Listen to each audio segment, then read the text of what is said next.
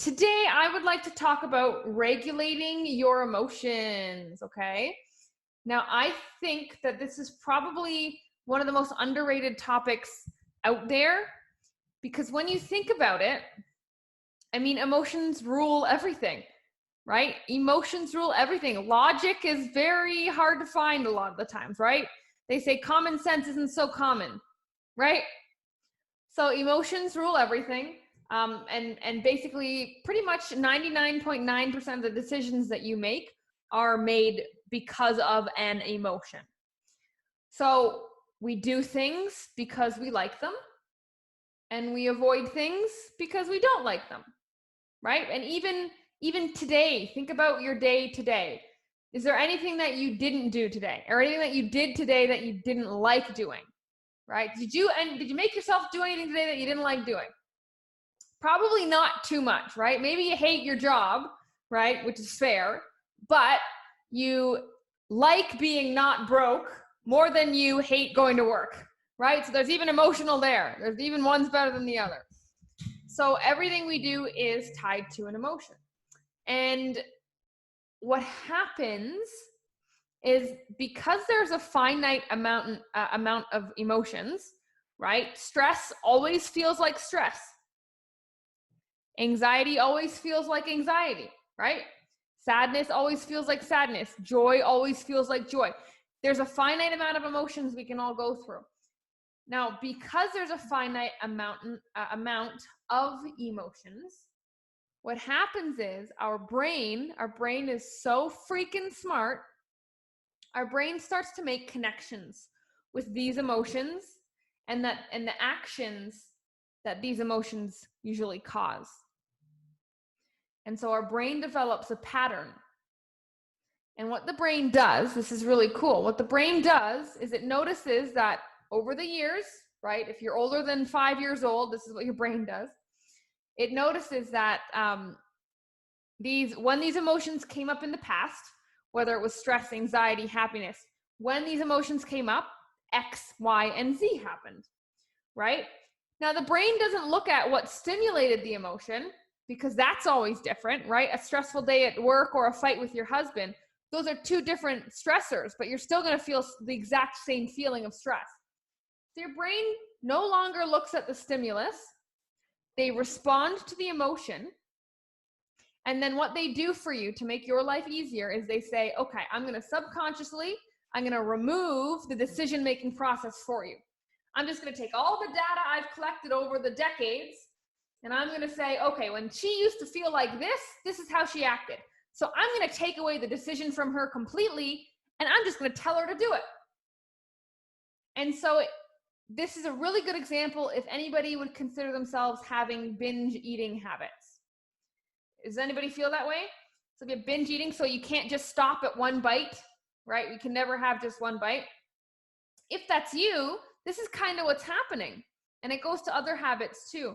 But basically, your brain is saying, oh, I'm not going to let you make a decision anymore. I'm going to make it in the background for you.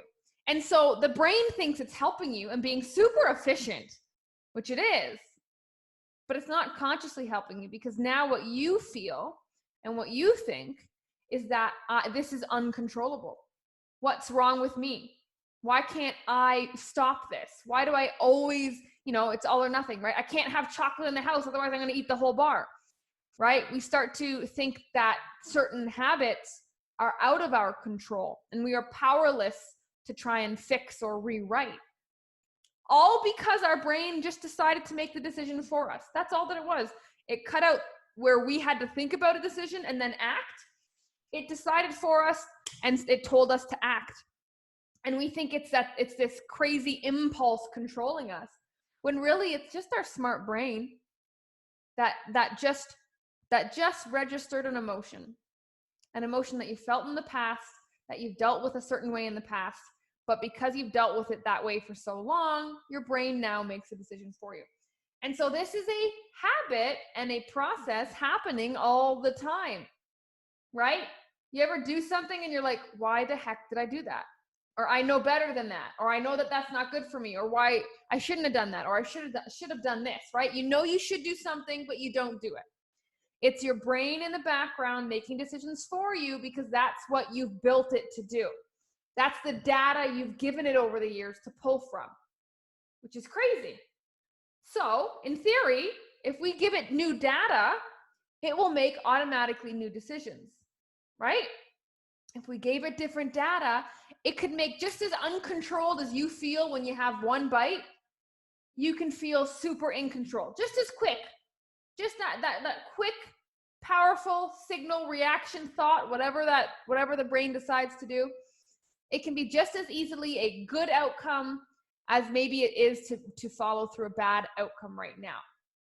Because emotions are all the same, right? Once you felt stress once, you know what it feels like. Once you feel overwhelmed once, it doesn't feel different. Maybe it'll feel more intense, but it's the same feeling. We all know what that feeling is. And, you know, if you do have habits right now, like think about it. If you do have habits right now that you are struggling to overcome. So think about maybe one habit you've had for a really long time. It can be health and weight loss related or something else. Think of one habit you've had for a long time.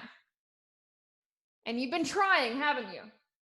I'll give you credit. You've been trying to do better, to change it, to maybe drop it or maybe replace it or substitute it.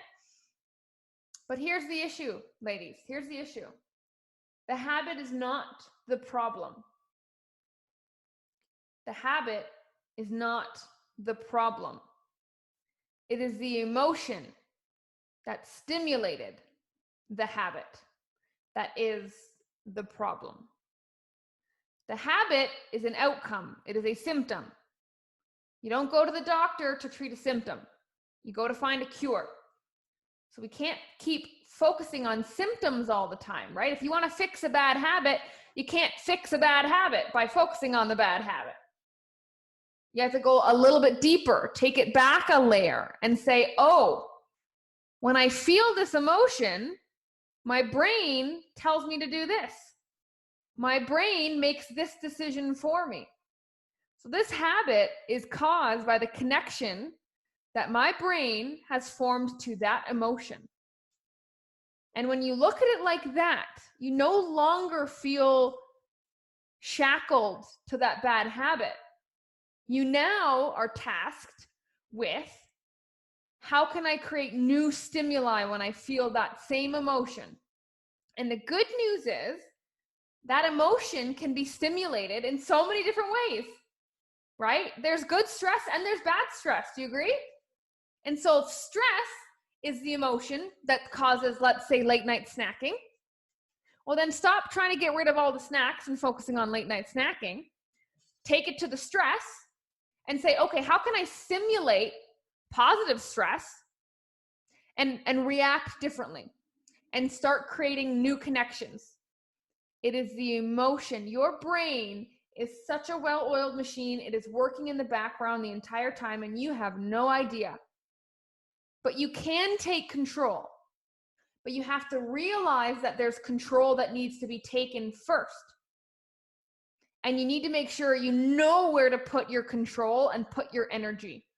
Because you've probably been wasting it trying to fix a habit, right? Why am I so lazy and sit down on the couch when I get home, right? Why do I nibble when I cook dinner, right? Whatever crazy habit you're trying to improve. So you have to realize that it's the emotion. And then you have to build new connections between the emotion and then what the brain views to do with that emotion. So think about the last time you perpetuated the habit that you didn't want. What was the emotion that led to it? Think about it right now. What was it? Were you tired? Were you sad? Were you procrastinating? Were you feeling anxious, depressed, right? Like, what was the emotion that caused the habit that you want to get rid of? Now, think about that emotion, just the emotion. And say, okay, what am I going to do with this emotion? Why does my brain automatically think that that habit has to happen when I feel this emotion? And go back into your past and go think about it. Well, because when you used to consciously make the decisions, that's the habit that you chose. So it's just doing what you trained it to do. So now it's just time to retrain it, which is totally doable. Now we're in control. Now it's not just some impulse that we can't control, like we're animals. We're smarter than that. You are smarter than that. So see what the emotion is that is attached, because then you can identify it faster, right? Because when we get home, or when something at the end of the day, we're like, oh, I'm tired. You say the emotion, right? We always say the emotion, but now you know that that emotion is a stimulus to the brain too. So you can preemptively predict what you're going to do now. And if you can preemptively predict it, you can preemptively strike in some manner so that that cycle, the pattern, plays out just a little different. So what am I going to do with that emotion next time? That's what you need to ask yourself. And I want to share a story because this was really crazy to illustrate my point here. So I was talking to a woman about potentially joining Fit Queen. And I was getting to know her. I was asking her questions about her life. And she had no idea how to put herself first. She had 5 children. She had an unsupportive husband. She was going to school and she was working and running the household. It was crazy. And she was probably 70 pounds overweight. So she was really, really struggling to put herself first in any manner. And so I was asking her, right? I was like, do you ever make time for yourself? And she said, absolutely not. Absolutely not. That's selfish. I don't have time to make time for myself, right? And I was like, yeah, I'm sure I would feel that way too if that was my life.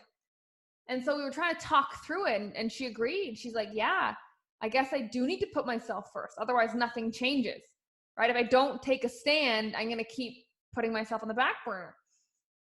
And so at the end, we agreed, okay, so clearly the only way out of this is to somehow start to put yourself first in some way, in some baby step. And so I said, are you ready to do that? And she said, no. And what was so crazy about this is the thought of her putting herself first felt legitimately wrong. It felt so unnatural. Even though it logically made a ton of sense, right? We can all agree right now that that was the wrong move on her end, but logic doesn't really make us make the decisions. It's the emotions around it. And so it literally felt so unnatural. Like she had developed a gut instinct of putting herself last. So she had trained her gut. You know that woman's intuition? It's very real. It's very powerful. She has trained her women's intuition to do her wrong, to betray her. That is how deep that connection went. When she felt that emotion of discomfort, of stress, of anxiety, of being overwhelmed, of thinking about, oh my God, what does putting myself first even look like? That emotion triggered her brain to say, this is so wrong. This is all wrong. We cannot do this. Turn away. This is unnatural. No way. Unsafe. So she literally programmed her body to betray her over time. Her body is sending her the wrong signals. How crazy is that? And so I want you to take that and apply it to you right now. Where in life do you feel that there's something like it's unnatural to do this, or it feels off? Something feels off in your life, and you can't put your finger on it, or something feels wrong, or something really triggers you and makes you defensive, or something like that. Where in your life does something feel unnatural? And maybe you don't have an example on your head right now, on the top of your head, and that's okay, because these don't come up very often, but they're there somewhere, and you'll know when it comes up. We all have them. And what I would do and challenge you to do is examine that. Examine that emotion. When we actually are, when our gut instinct is talking to us, when we seem to have made a decision very quickly, or we feel a certain way but don't know why, right? Like that just doesn't feel right. We've all been there. We know like, oh, that's not right, or that's dangerous. I don't know why. I can't put my finger on it, but I feel it. I would challenge you to examine and analyze that feeling. Is it the thing that's really wrong? Is it the thing causing the emotion? Or is it just the emotion to begin with? Is it the emotion? You need to separate the thing from the emotion, because the emotion is going to trigger your brain to follow the same path you've been taking in that area. Maybe the thing isn't the bad thing. Maybe the thing that you feel that is wrong or unnatural or off, it's just how you feel about the thing. Are you strong enough and wise enough to separate the two? One is an emotion. One is just a thing. Maybe that very connection is the thing that has been holding you back. Maybe that very connection is the reason that you've never been able to break this habit. Maybe nothing is bad. Maybe it's just the way that our brain is responding to our emotion. And our emotion is just a stimulus to our environment. But at this point in your life, you've had pretty much every stimulus you're ever going to have. And you felt every emotion you're ever going to feel, right? And so your brain is never going to act new, because it's already been exposed to everything. It's already like a computer program running in the background telling you what to do, how to think, how to act. That is how crazy and complicated this brain is. So your brain will not literally and physically produce a new action or thought, because there's been nothing new to draw from. You will never feel a new emotion again. You will never feel a new stimulus again.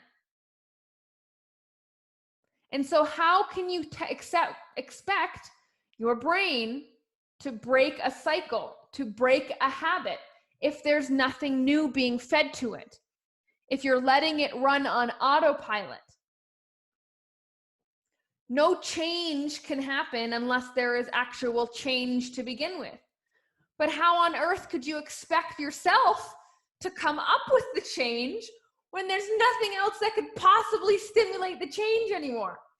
How crazy is that? And that's so funny when women come to me and say, I'm just going to try it by myself for a little bit, and then I'll come back. It's like, okay, I'll see you soon. I'll see you soon. Don't you worry. You're going to be back. We can't do it by ourselves after a certain age, because our brain is now a computer program, and it's just on autopilot, and it needs an outside stimulus, which is, your coach talking to you and poking at your brain. That's an example of one. To separate the emotion from the thing. Because the thing can be new. The thing can be new. There can be new thoughts given. There can be new habits given. But the emotions are always going to come back to the same thing. And then the emotions will go back to our brain and tell us to do what we're used to. So even though there's a new thing, it's the same emotion, which is the same response. So we end up, maybe we break the cycle for a second, but we end up back in the loop based off our emotion. So what I want you to take away from this call, ladies, is recognize the emotion of each thing that you do. Every decision you make. Why did you choose to eat breakfast this morning? Why did you choose to sit on the couch instead of working out? Why did you choose to work overtime today? Whatever the decision you made, ask yourself, what emotion caused that decision? And just by noticing that, you're going to notice the trend you've been building. You're going to notice the pattern that you've been strengthening for years. And so recognize it and realize, oh, it's the emotion that caused me to do that. I'm not a slave to the habit. And then take that emotion and be aware of where it leads you. Be aware of where it leads you, because it will lead you in the exact same place, because that is all that you know. So what are you adding to your life? What is the outside stimulus that is going to cut the tie between the thing and the emotion? And where in your life in your gut, in your women's intuition, maybe have you programmed yourself wrong? You know, we question everything except that which we never think to question. And that goes so deep. We can't even comprehend how deep that goes. We question everything except the things that we don't think need questioning at all. And those are the things we need to question the most. And that's what I'm asking you to do here. Question every belief that you have. Every solid reason you think you should do something. Question it. Question it. Play devil's advocate. Go deep in your subconscious.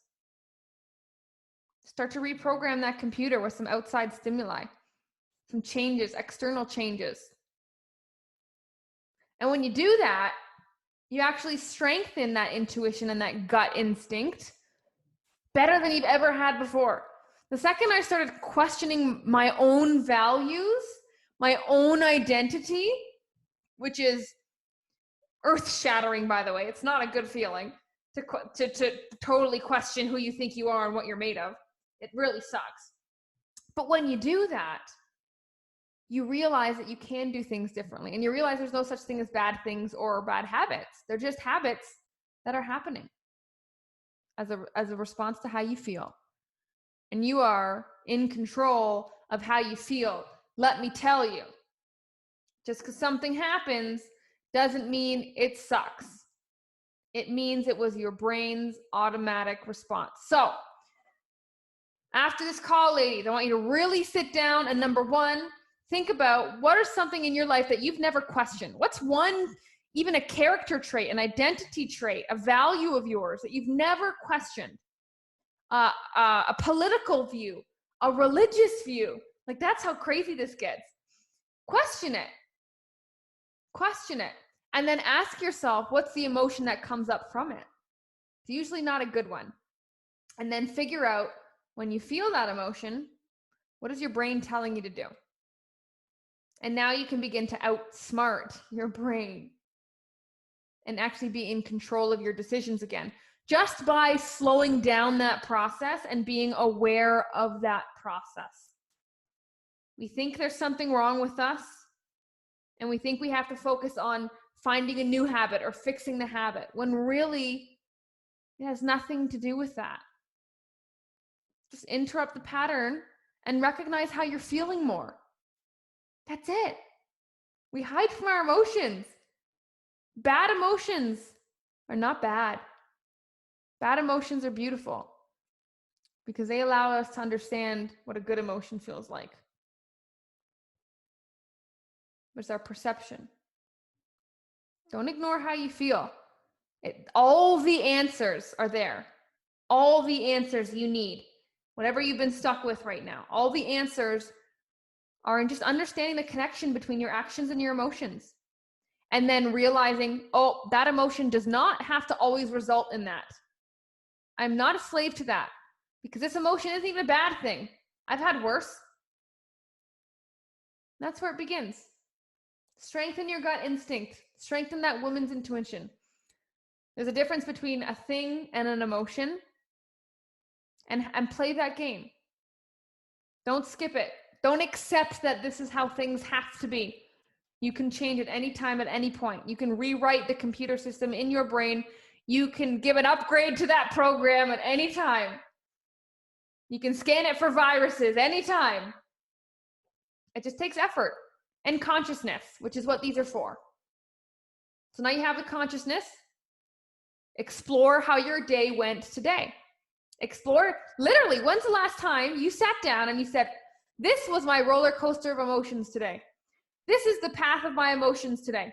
When have you ever done that? What did I feel like when I woke up? What did I feel like at school? And then you realize how much they go up and down. How, like, you don't even realize. And then once you notice they go up and down, you're like, oh, when they go up and down, that's kind of normal. And if it's normal, I don't need to freak out and act so quickly on things. And that's the crazy part. So Karen says, do I make a different choice to rewire? Do I feel stressed, so I choose a healthy habit? So do I make a different choice to rewire? So that's a good question. So usually you're not going to be able to make a different choice, right? So if you're thinking of a specific habit in your mind, it's not going to be, again, so this is kind of what I'm talking about. We can't look at the habit, right? Get the habit out of your mind. Pinpoint it as the one you don't like, but then go deeper and say, what's the emotion that always leads to that habit? Maybe there's a couple, maybe there's just one. And then now you have the emotion, and you can bird's eye view say, oh, that's what caused it. Oh, I had a bad day at work, and so I had a bag of chips. Right? Does that logically make sense? And just by recognizing it, you can talk yourself through it more, and you slowly you detach from it. Right? The reason that the connection from emotion to the brain deciding for you, the reason that is so strong is because you didn't know it was there to begin with. So now, like, literally just knowing that it's there has already started to create new neural pathways. Just knowing that. And then bringing it up into your mind when that habit shows up again. Oh, this is the emotion. It is literally just awareness, which will slowly break the connection, just slightly, so the impulse is not as strong. Because the impulse is the automatic decision our brain made for us. The impulse, we don't have power over. What we have power over is recognizing what caused it and then acknowledging that more often. That's all that it is. Because we can't just snap our fingers and say, I'm going to do this next time I feel this emotion. You totally can. But what I'm saying is the brain sometimes doesn't even give you time to think that way. The brain already has convinced you that this is what we have to do. And there's no convincing you otherwise, right? In the moment, there's no convincing you otherwise sometimes. Even if you have the best intentions right now, when this scenario pops up, it generally won't happen. So you just have to be aware of it and come back to it, right? After the habit's passed, then you're like, oh shit, I did that habit again. You're like, okay, what's the emotion that caused it? Okay, is that fair? Is that logical? And then you can say even a step further, is that emotion justified? Right? And now you can get logical into it, right? Like, should I have felt that overwhelmed and that stressed to get me here? Or was that an illogical reaction? Did I overreact? Did I worry for nothing? Right? Because how many times do we worry for nothing? How many times do we worry ourselves for absolutely no reason because we're afraid of worst case scenario, but worst case scenario never happens. And so over time, again, just by identifying this, you have more clear data, right? You're like, oh, I felt this way again. Oh, I over worried again. And then you have all this data and evidence to prove that these emotions are not justified. And when you truly believe that the emotion is not justified, or it's an overreaction, or it's not even needed, then when you start to have those feelings about it, then that's when the natural rewiring is happening in the brain, because you're questioning it. And the brain is realizing that you're reacting to these emotions differently. So you have to, it's crazy. You have to have a different emotion to your emotion. That's how you rewire.